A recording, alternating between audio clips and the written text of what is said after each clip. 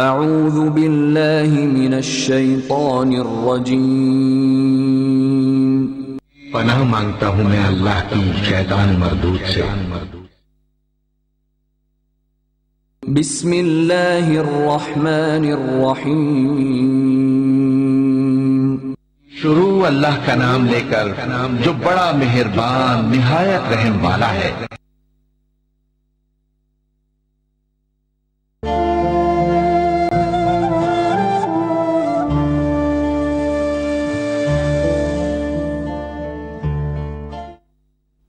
औज़ु बिल्लाहि मिनश शैतानिर रजीम। बिस्मिल्लाहिर रहमानिर रहीम। अल्हम्दुलिल्लाहि रब्बिल आलमीन वस्सलातु वस्सलामु अला अशरफिल अंबिया वल मुरसलीन व खातिमिन नबीयीन।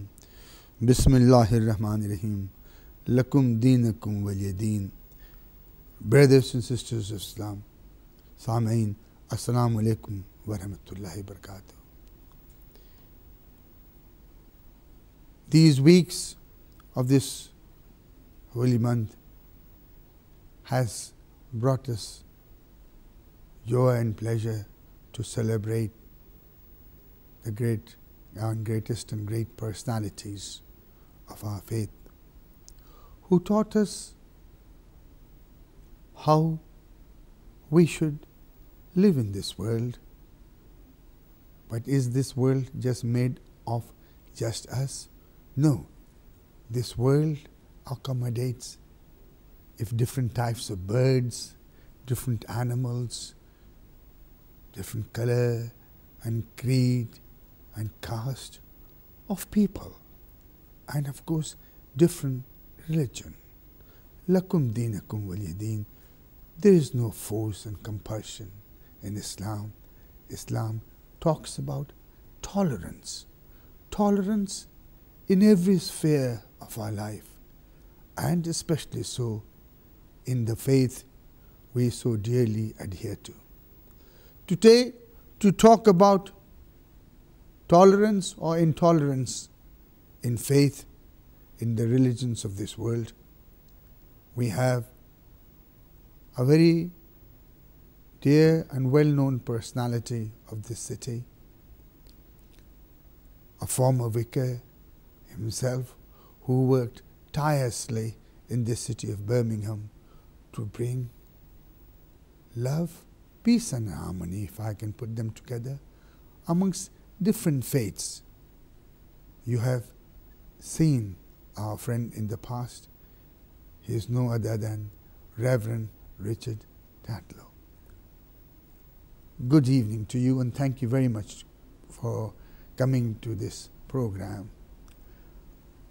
And together with Richard is our brother Sheikh Amin Evans, who was here on this program last week talking in particular about the faith, religion of Islam, and the great role of our great prophet Hazrat Muhammad Mustafa sallallahu alaihi wasallam, and how he tirelessly worked for the sake of whole humanity and not just as we call ourselves Muslims. And therefore, tolerance is a cornerstone of religion, our religion, Islam. But may I say, intolerance isn't the cornerstone of any religion at all. To bring the understanding of tolerance, and with that hope that we all can live together, we have got these two friends to shed light on the way in this modern day and age and world we can not only say we believe in tolerance, but how can we actually practice in life. Richard, this cosmopolitan city where you worked for so long, and from its small communities from different parts of the world that came and made this city their home. The people themselves saw different cultures, and with culture's religion coming to the city, was it very difficult in the early days? How can we have next door neighbor who practices a different religion, speaks a different language, eats a different food, and even clothes him differently? Why doesn't he go back to where his folks are and leave us alone? Was a situation ever like that? Or no, people began to understand that this world is fast changing and we have to learn how to tolerate and live together. I think we've had to learn very quickly from many people, whether from a small town community, from a village or from a city. Because certainly when I was growing up in a town in Yorkshire, north of England, I never had any dealings at all with black Caribbean people, Africans, or with Muslims, or with people of different faiths. Indeed, the only people I did meet were next door neighbours, brothers and sisters, who were bishops. And they were often from Borneo or America or Africa. And so my idea of people were different, where they were very grand and very much to be appreciated, and you had to respect them very much. So that was a very good beginning. But most people didn't have that fortunate experience. And I played for the school rugby team, and when we played with people who came from another part of Yorkshire, especially down south, we thought we were superior. And getting away from the idea of being superior is quite difficult. Young children are taught to be superior. You want to play a good team, your team is superior.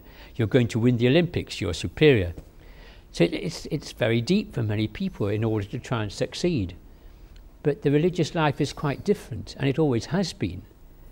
And I'm sure that 50, 60 years ago, there were always religious people who were open-hearted and kind and generous to people of different faiths and backgrounds, whether they were Muslim or Christian or from the city or from the country. They always said that the essence of religion is about how you love God, how you love one another, and how you love your neighbour. And on top of that, how you care for the environment. Now, those are principles of Islam. I didn't know that when I was a child, but I know that now. And they're the same in Christianity, the basic principles of religion. And therefore, to focus on those increasingly now is the opportunity to learn actually, if we're going to be very different in dress or in our food, whatever, we must say they're far more important things. And we should have these differences of style and appearance, but the basic understanding of God, basic understanding of life is very similar. If it is similar, Brother Amin, then why do i.e. intolerance develop, especially when the times are hard, when the economy is on the downturn, when jobs are getting scarce, right? Then they say, look, these jobs are for us. You folks have come from far away. Go away. Go to your land. Go to your country. Go there and speak your language. Why are you, what you call, bringing those aspects of alien culture, language to our place? These jobs were for us and you have just grabbed it. So it is often is seen in not in so much in good times, when the times are hard and difficult, when jobs are scarce, when poverty is on the increase, then these tolerance or intolerance begin to surface. It's certainly a trait in mankind. People everywhere, and it's something we've all seen, that when anything bad happens, we look for someone to blame, and we look for someone who is not us. accidents on the street. Suddenly a whole group of population turn against drivers. Of course, they're not driving that night, so they become anti-driver.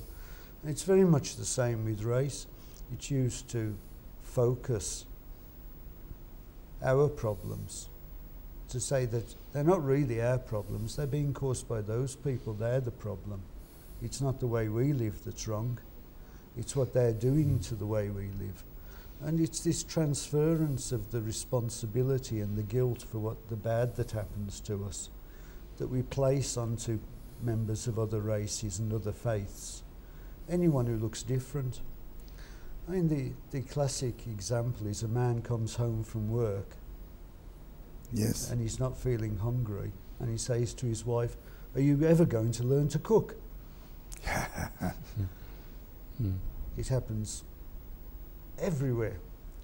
But it's the duty of people of faith and religion not to be tolerant, not to be accepting, but to emulate one of the Sifatullah, to be just. If we're being just as our first step, we have to say it's not his fault. And once we say it's not his fault, then we can get to know each other.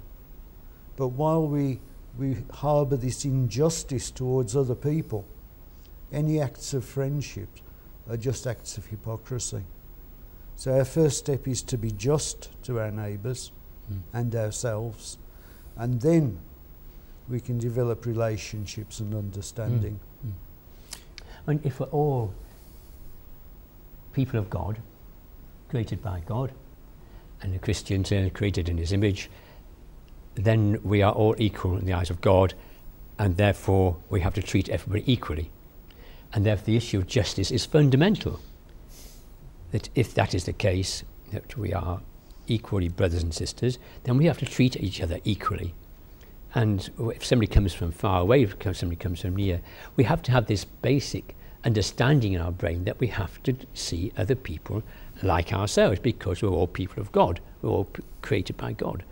And the religious understanding is so absolutely essential, because it says not just we're all the same, it says that we're created by God all the same. We have to respect God who created us, and therefore the world in which we live, the natural world, the plant world, the animal world, we have to respect, because it's all part of creation. And in a sense, we're only being just to animals and to the people, as you're saying, I mean, because it's a fundamental law of our existence and of all our faiths. I think not just Islam and Christianity, but all the different faiths would feel very much in the same way. Buddhists the same, with using different words, although they don't acknowledge a God. But nevertheless, it's still about how we respect and care for each other. Okay, if we just park it there and have a look at the gospel, Jesus is there, Hazrat Isa alayhi salam. We are at a time when the Jews and the Gentiles were considered separate. Even in the dealing of money, the way a Gentile was treated was different. Jesus, Hazrat Isa alayhi salam, comes and says, no, this is wrong. Temple is not a place of worship. Money dealing is one thing. And you are teaching, and you are dealing with something, you are causing a differentiation between the Gentiles and the others. God has created everyone equal. He talks about tolerance there. The teaching of tolerance come in.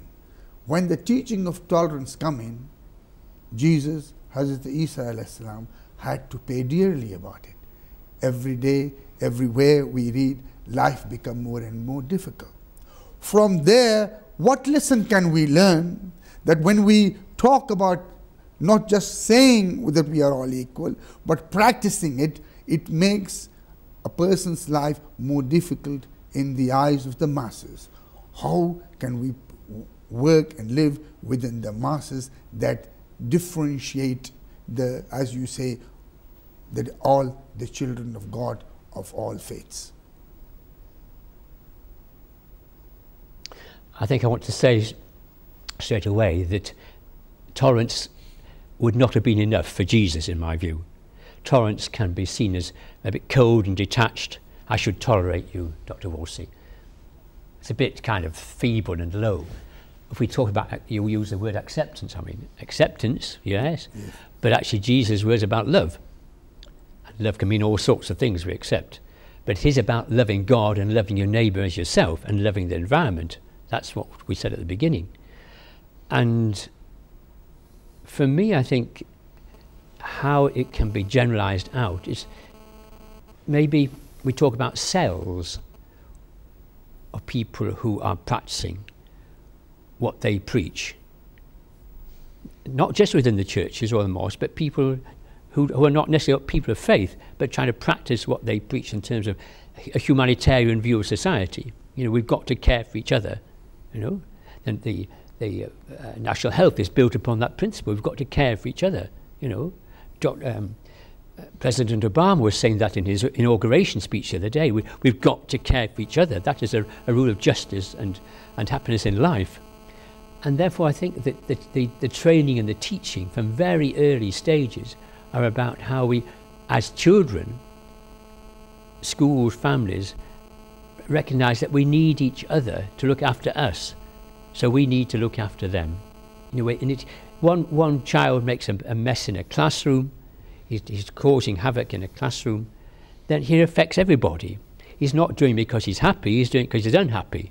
You know, children who get into trouble are usually not very well looked after themselves, are they? You know, that's the nature of how we tick, that we need to be loved and cared for. If we're not, we badly behave, you know. So if from the early stages children learn that they've got to care for each other, my grandchildren have to learn, the two boys, they have to care for each other.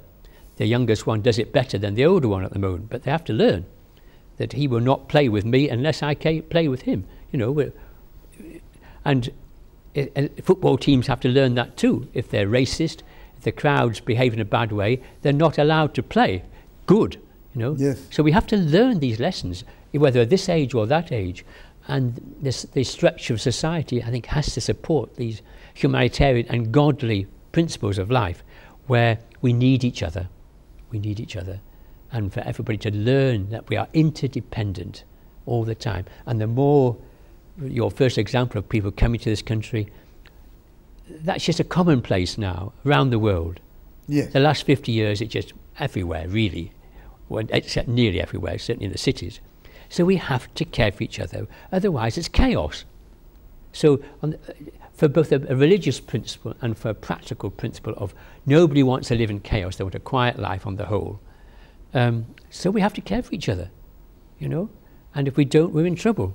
And children can learn that at school, parents can teach, you know, football teams can learn it, people in offices can learn it, the national health can learn it, because if they don't care for people, people die, and there's a hospital locally where people have got in a terrible trouble because a lot of people have died in the hospital.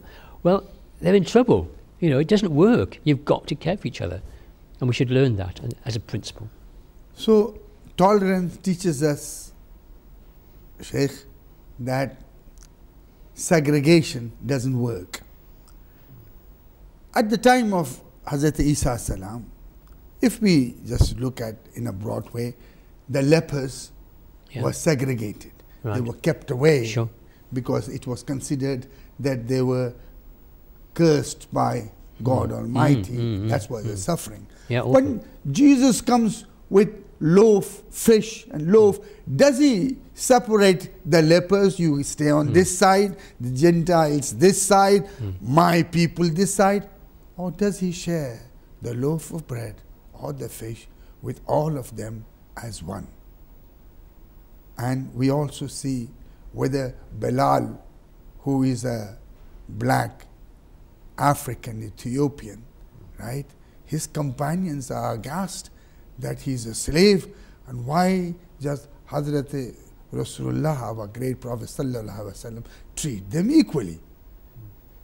All the teachings of these two great faiths teach us that segregation in terms of your color or religion is what you call unacceptable in the eyes not of to God be tolerated. Almighty.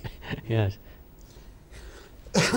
Yes, I think we do have a problem with the term tolerance, and also the idea of fairness equating with equality.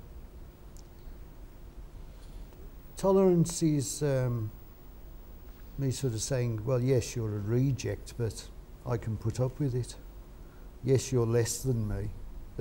Yes, you're wrong. But, you know, I won't get angry about it. I have a problem with that Attitude. understanding within the concept of tolerance. It's not enough. Yeah. And that leads on to the idea of integration, that you've got to fit into my society, but I'll tolerate you until you've become like me. As the Quran says, they will not like you unless you're just like them. You know, Quran can be to the point. With the concept of being just, it can sometimes look unfair. We have to look very carefully at things. You were giving the example of the loaves and fishes. When I eat, I only need a little bit. Except at weddings when I can eat a big bit. But I can be satisfied with a small amount. I know people who they need a big plate of bread or rice, or they just feel bad. Now, to be just there, I must be unfair, unequal on the quantities they receive. And we have to keep thinking that Allah Ta'ala tells us that we're equal in His sight, but we're all at different grades. So to be just isn't just sort of saying, here's a piece of bread for you, here's a piece of bread for you. It's looking at the real needs of the other person. We should think that when Imam Zain al-Abidin alayhi salam wrote Risalat al-Hukuk, this is often translated as the Treatise on Rights, but it's actually saying the message of duties. Hukuk are duties on us. So we don't sort of say, oh, I can see you're a poor person, you have rights. We look and we say, you don't have anything, it's my duty as a person with something to give. And this is in line with this active principle of being just. For me, it's crucial that people of faith can give some example to others, same as Jesus and Muhammad did. You know, the beggar was not acceptable to Muhammad, right? You had to care for the beggar as much as anybody else. Same for Jesus and the leper. But I think it's certainly the case that there are Christians and there are Muslims who are very intolerant, and that I regret enormously, because it's against the principles of the two faiths and of living, you know, but also because I think it's misunderstanding Muhammad and Christ. Because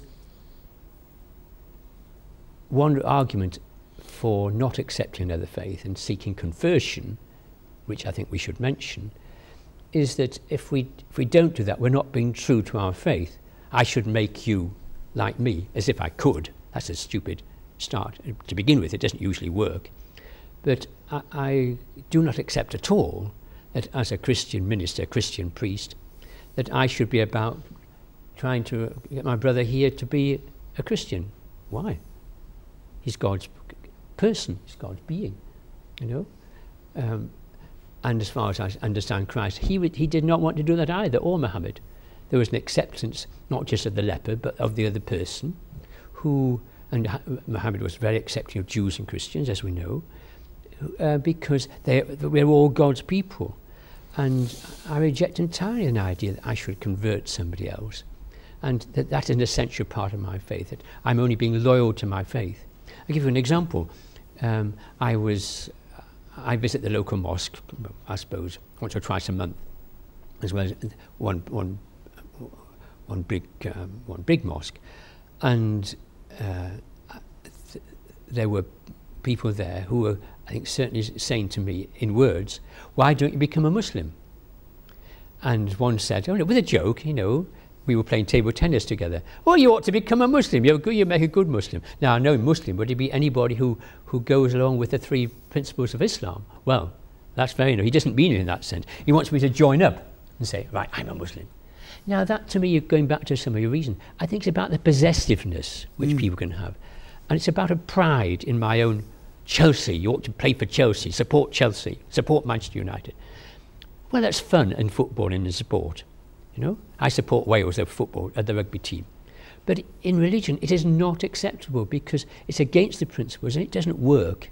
Yes. And it's actually, in human terms, false because it's not understanding my own potential need for pride and possessiveness. Greed, actually. I want to be greedy, make a bit like Tesco's, supermarket. We want everybody to go to Tesco's. Why? Why? You know?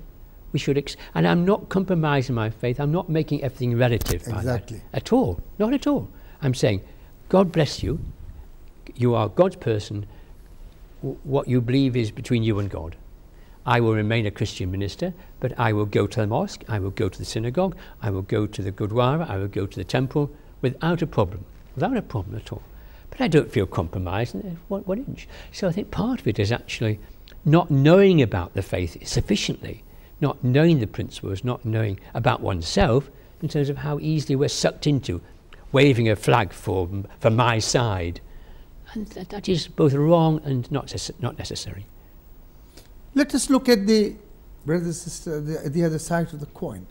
Those who show signs of intolerance and cannot tolerate either race, religion, culture, language, food, actually, they are also intolerant amongst themselves. If it is just Christians, he will say, okay, I cannot tolerate a Catholic or I cannot put up with a Protestant. And a new score hitting war and battles amongst ourselves. And look at in Pakistan and other places, right? If those intolerant Muslims who cannot tolerate a Christian or a Jew will also not tolerate within his own sect of Islam, and he will find somebody within the Muslim sect to fight against. Oh, he is a Shia, he is a Sunni, he is a Wahhabi. So he will not be fighting against the Christians or the Jews or the Hindus or the Sikhs. Now they will fight amongst themselves. Tolerance breeds hatred even within your own folks. And beneath that, hiding within them, is the depth of venom that sours not only their relationship with others, but within their own community. And within my own heart. Yes. And I think an essential element from Socrates, is about knowing yourself. And to know the kind of principle of a lovely expression Jesus has, which is basically about words ascribed to God. I am who I am. Moses meets God on the mountain, and God says to Moses in the story that tell the Israelites who you've met, and you say that I am who I am you've been talking to. Now that is a very profound godly and human remark. And if we can know for ourselves, I am who I am. I don't have to be intolerant of you. I don't, because it tells people more about me than it does about the faith. Now, why is that person so intolerant? And then we go back to not being educated, not being cared for, not learning, but not to be greedy, to learn not to care for other people. And that's got to be worked on very seriously, because unless we do that with our children upwards, it's a serious situation. And that's where the government structures of education come in to assist religion and to assist good life. Sheikh, in this modern day and age, where what we say is immediately goes around the world and people can listen and see and watch, yet if you look within the last few weeks of what was happening in Pakistan, where Muslims were killing Muslims, even in mosques, Yeah. at the time of burial in the graveyard, right? They were all singing the same hymn or the prayers or reciting the same Quran, but intolerance was breeding in such a way that the venom exploded in such a way that one day you have got coffins lined on the streets, right, of women, men and children who had no knowledge why they got killed. Yeah. We haven't got much time, but the message to this world should be from the three of us sitting here, in your words, how at this state in our modern time and age can we, within inverted comma, forget and forgive what the others are, and with a clean heart and mind practice what we are just preaching to the others. I think we have to ask people to be very honest. And the honest man knows that he doesn't know everything, that he's not the possessor of all knowledge, and he's not even a very good judge of right and wrong in absolute terms. We're unsure about all sorts of things in our practice. Yet the people who try to pretend that they're right are frightened of anyone who questions them. And we have to say to these people, you're not convincing us with your dictatorial tantrums. We really don't think you are right. You might get some temporary power, but you're only harming yourself in spiritual terms. The truly powerful person, the person who understands more about truth, is a merciful person. MashaAllah. And who do we know who are more powerful MashaAllah. than Hazrat Muhammad, peace be upon him, or Hazrat Isa alayhi salam? MashaAllah. So it means, I think, that Richard, what is your Yeah. message to the, we are coming to the end of the program, Yes, in yes. short. What is the message in this modern day and age? How can we, in few words, learn to live and tolerate and practice what we preach? I think we have to aim to, using the word love other people as ourselves. And that means understanding ourselves to know that we are actually lovable as well, and to take our own selves seriously as people of God, created by God. Because if I don't love myself in a creative way, not in a selfish way, but in an outgoing way, then I'm not so likely to care for other people. So I think we have to learn to care for ourselves as well as other people, and hence the kind of words from Jesus that you love other people as yourself, but not more or less. You know, so you take other people as a person of God. Brothers and sisters, we have come to the end of this program, but in this discussion, even we have made mistakes in our lives, it's never too late to shed our ignorance and begin a new leaf.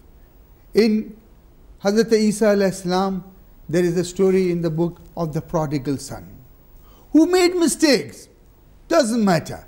When he comes back, he is hugged with folded arm and brought in, and there is a great joy there. And forget and forgive and bring a new life. Accept your neighbors and of other faiths and religions in your society. In the same way, it's never too late for Hur to make mistake, and at the late of night realize what the truth and wish of Allah and our great Prophet and Imam is, and to change and come in there again. Hur is welcomed by Hazrat Imam Hussain with folded arms. We are human beings. We do make mistakes, but Allah subhanahu wa ta'ala is there with his arm open to welcome us when we correct ourselves, when we preach and practice in exactly the same way as we should. That is the value of tolerance. That is the value that is taught by Muhammad Ali Muhammad Islam. And also, again, our great prophet of Allah subhanahu wa ta'ala, Hazrat Isa alayhi salam, the son of Hazrat Maryam salam alayhi. All these people taught one thing, that Allah has created this beautiful garden with lots of lovely flowers. Pluck them, but put them in a vase, and they make a beautiful bouquet. Thank you for being with us today. Inshallah, we shall see you again, same time, again next week. Shukran. Assalamu alaikum wa rahmatullahi wa barakatuh.